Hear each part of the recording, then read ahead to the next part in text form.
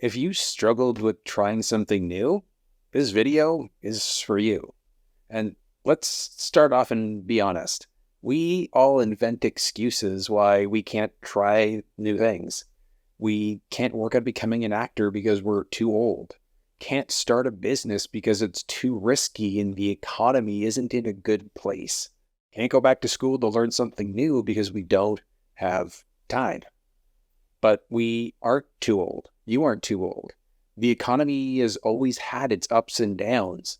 You can always find time by eliminating time-wasting activities. And that's probably one of the hardest things that I've had to figure out is what activities can I remove from my life in order to put myself on the path towards moving to what I want to accomplish.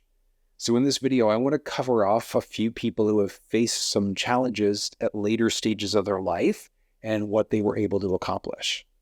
Harlan David Sanders was born on September 9, 1890 in Henryville, Indiana. His journey to becoming the most iconic figure behind one of the world's most famous fast food chains, like anything, was marked with challenges, but also determination and a secret recipe that would change the culinary landscape completely. But let's look back at his history. He had a tumultuous childhood and a limited formal education.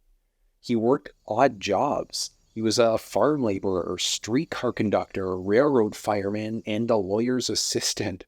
A sprinkle of randomness. He joined the army, where he lied about his age, and then he served as a soldier in Cuba during the Spanish-American War. And it was during his military service that he received the honorary title colonel, even though he didn't serve as a commissioned officer. In 1930, he opened a service station and began serving home-cooked meals to travelers at his station's dining area. And that started to get him a positive reputation for his cooking skills. And then as his reputation to cook grew, so did his desire to expand his business. He ended up developing a special recipe for his fried chicken, which was a secret blend of 11 herbs and spices. But in 1952, at the age of 62, he began traveling across the United States to promote his recipe to potential franchisees. He slept in his car and faced multiple rejections before finally convincing Pete Harmon, who was a Utah restaurant owner, to adopt his recipe. And Harmon's restaurant became the first official Kentucky Fried Chicken franchise.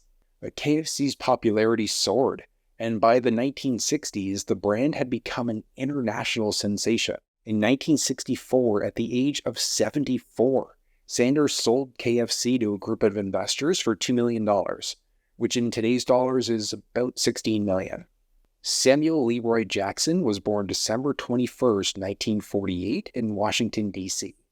Jackson grew up in Chattanooga, Tennessee, raised by his mother, Elizabeth Jackson, who worked as a factory worker and a supply buyer. Despite facing financial constraints, Jackson's mother instilled in him the importance of education, but also a strong work ethic. Jackson attended Morehouse College in Atlanta, Georgia, where he initially pursued marine biology. He discovered his interest in acting and joined the college's drama club, eventually being mentored by Morgan Freeman. He faced significant challenges during his early career. He struggled to find work, and it wasn't consistent work when it came, but he also battled with drug addiction. But it was in the 1990s that Samuel L. Jackson's career soared to new heights. He collaborated with Quentin Tarantino in Pulp Fiction, but it earned him an Academy Award nomination for Best Supporting Actor. And that breakthrough role showcased his immense talent in his unique on-screen presence. And then following Pulp Fiction, Samuel L. Jackson became a highly sought-after actor in Hollywood. He appeared in different films like Die Hard with a Vengeance, A Time to Kill, and The Negotiator. Through perseverance, talent, and hard work, Samuel L. Jackson has become a respected figure in the entertainment industry, leaving a lasting legacy as one of Hollywood's most celebrated and recognizable actors. Stanley Martin Lieber was born on December 28, 1922 in New York City. His passion for storytelling and writing emerged early in life. As a child, he liked to read adventure and science fiction novels, which obviously helped to fuel his imagination. In 1939, at the age of 17, Lee started working at Timely Publications, the predecessor of Marvel Comics, as an assistant. He would fill inkwells and fetch lunch for staff. During the early stages of his career, Lee faced several challenges and considered leaving the comic book industry to become a serious novelist.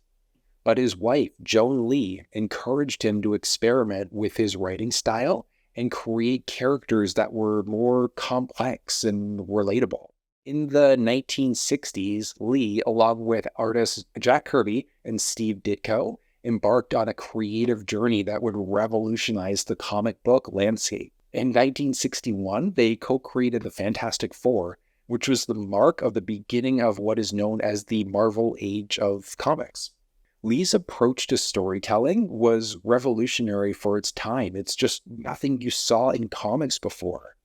He gave his characters human flaws and personal struggles. He made them more relatable to readers. He was humanizing superheroes, and that's what led to Marvel having such success at the time. Stan Lee's contributions to the industry and pop culture earned him a number of different awards and honors. If you didn't already know, Stan Lee unfortunately passed away November 12th, 2018, but his characters and stories continue to inspire generations of fans, and they've become an integral part of the global entertainment landscape. Lastly, Alan Rickman.